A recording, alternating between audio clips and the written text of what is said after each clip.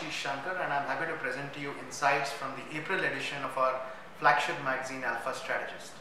The subject of Alpha Strategist is basically trade and ballot wars.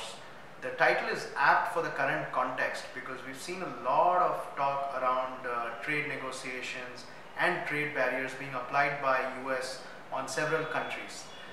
This is logical, reason being that China has almost $400 billion of surplus with the US, and this is concerning them.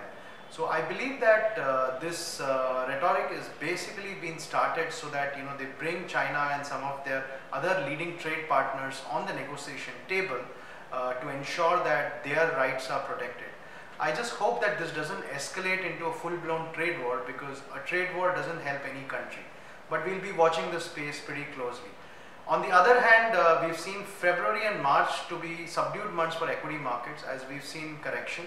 So for the year, equities ended at a moderate 10% return, mid caps ended at about 13.5%, and small cap ended at about 17%.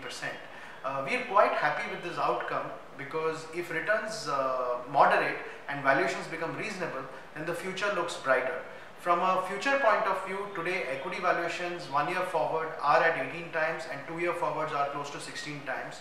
Moreover, visibility in terms of earnings growth is pretty good, because a lot of the sectors which contributed negatively to earnings growth, especially sectors like metals, capital goods and PSU banks, will start contributing this year. Hence, we are quite positive on equities. We believe valuations are pretty attractive.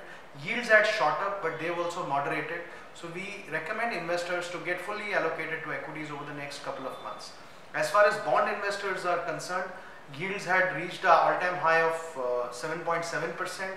After the government announced the reduced borrowing calendar, the yields are moderated and they've come down to 7.2, 7.3% levels.